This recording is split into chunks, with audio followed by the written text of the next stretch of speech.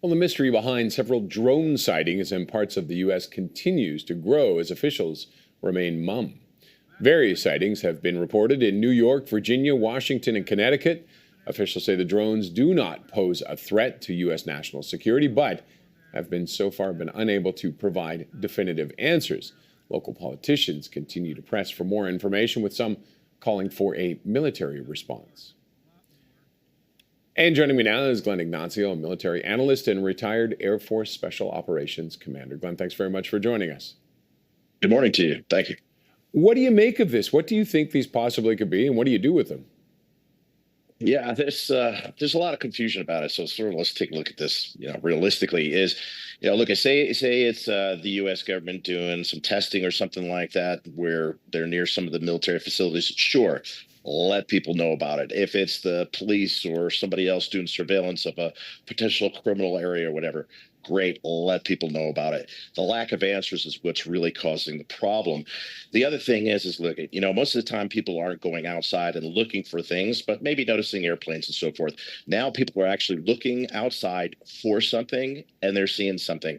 A lot of the times I've seen these images, and it's airplanes or it's airliners way out that look like they're hovering because they're far away, or a single airplane. So there's a lot of activity really strewn up around this one right now. What reasons would if the government does know what this is? What kind of reasons would they have for not telling people? Honestly, there really wouldn't be at this time. This has been over multiple days. So, for example, if there was something that was going on where they were watching a criminal activity, say it's law enforcement, they don't want to tip them off, sure, but not for days. So at this point, it wouldn't be a reason to not to tell the public. And I think finding out, who's flying these drones or where they're coming from is going to put people at ease. The other thing is people talked about it as, is this an adversary of Iran or China? We haven't seen anything like that because these drones don't have a tremendous range to fly from somewhere else. So that would be an internal source. That would be an adversarial source inside the United States doing something. And I think that'd be much more probable. I do believe people are out looking for something, and they're seeing something, and they're reporting something. And this has grown across the country right now. And President Trump, or President-elect Trump, has suggested that they should shoot them down. Is that the way they would go with this? Not at all. I have to say look, if you take any action against this, and this is what the concern is, because I'm afraid that, civilians are going to do this, is if you take action and shoot against a drone, well, what happens if it's a single engine airplane, if it's a civilian that does this?